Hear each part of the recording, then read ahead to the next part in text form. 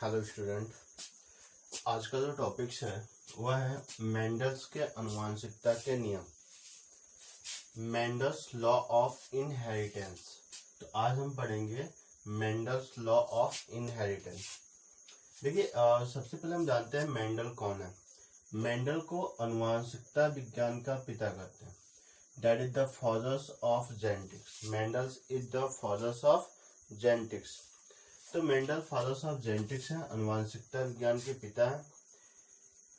अगर हम देखें तो मेंडल ने आनुवंशिकता से संबंधित कुछ प्रयोग किए थे और यह प्रयोग उन्होंने मटर के पौधे यानी कि पाइसम सटाइवम पे किया था। मेंडल ने सबसे पहले जो प्रयोग किया था वो मटर के पौधे यानी कि पाइसम सटाइवा पे किया था और यह प्रयोग उन्होंने 1856 से लेकर 1863 यानी कि लगभग 7 वर्षों तक 7 इयर्स तक इन्होंने अपना प्रयोग किया, आनुवंशिकता से संबंधित प्रयोग किया। इस प्रयोग के फलस्वरूप उन्हें कुछ निष्कर्ष प्राप्त हुए और इस निष्कर्ष को 1866 में उन्होंने एक पत्रिका में पब्लिश कराया। पत्रिका का नाम annual proceedings of natural history society of Brunn था। ठीक है, इन्होंने अपने एक्सपेरिमेंट में बायोलॉजिकल टर्म्स के साथ साथ कुछ मैथमेटिकल टर्म्स का भी यूज किया था। जब इन्होंने अपने निष्कर्ष को 1866 में पब्लिश कराया तो लोगों का ध्यान इस पर नहीं गया। सन 1884 में ग्रेगर जॉन मेंडल की मृत्यु हो गई और इनके मृत्यु के पश्चात लगभग 16 वर्षों तक इनकी जो आनुवंशिकता से संबंधित जो भी एक्सपेरिमेंट थे वो ऐसे ही पड़े रहे। देन 16 वर्षों के पश्चात सन 1900 में अलग अलग देश के 3 वैज्ञानिकों ने मिलकर मेंडल्स के आनुवंशिकता से संबंधित जो प्रयोग था उसकी रीडिस्कवरी की।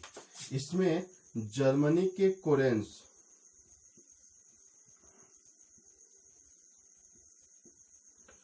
हॉलैंड के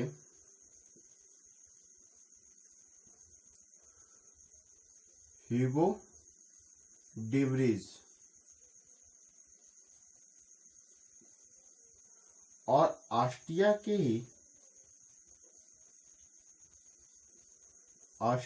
ही शेरमार्क नामक वैज्ञानिकों ने मेंडल्स के नियमों की रीडिस्कवरी की। ठीक है, तो सन 1900 में जर्मनी के कोरेंस, हॉलैंड के ह्यूगो डिवरीज और ऑस्ट्रिया के शेरमैक नामक 3 वैज्ञानिकों ने मेंडल्स के नियमों की रीडिस्कवरी की। इसके बाद इन्होंने मेंडल्स के जो भी निष्कर्ष प्राप्त हुए थे इस निष्कर्ष को नियम का रूप दिया। इन्होंने सन 1900 में मेंडल्स की एक्सपेरिमेंट के थ्रू जो भी कंक्लूजन या निष्कर्ष प्राप्त हुए थे इस निष्कर्ष को उन्होंने नियम का रूप दिया और इस नियम को मेंडल्स के रिस्पेक्ट में इन्होंने इसका नाम रखा मेंडल्स के आनुवंशिकता के नियम। तो बेसिकली अगर हम देखें तो मेंडल ने आनुवंशिकता संबंधित 3 नियम दिए थे। पहला प्रभाविता का नियम,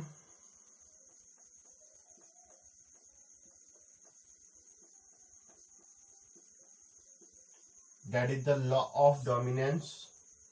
दूसरा पृथक्करण का नियम या इसको वियोजन या युग्मकों की शुद्धता का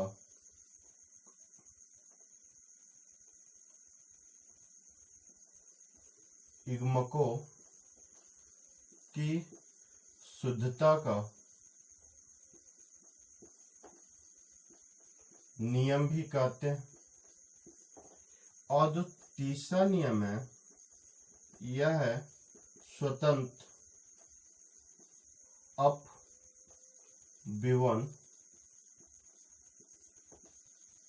का नियम। तो ऐसे अगर हम देखें तो मेंडल ने 3 नियम दिए, प्रभाविता का नियम, पृथक्करण का नियम या वियोजन का नियम या युग्मकों की शुद्धता का नियम, और तीसरा नियम क्या है, स्वतंत्र अपव्यवन का नियम। तो बेसिकली अगर हम देखें तो हमें जेनेटिक्स या मेंडल्स के अनुवांशिकता में यह 3 नियम ही पढ़ने हैं। Thank you.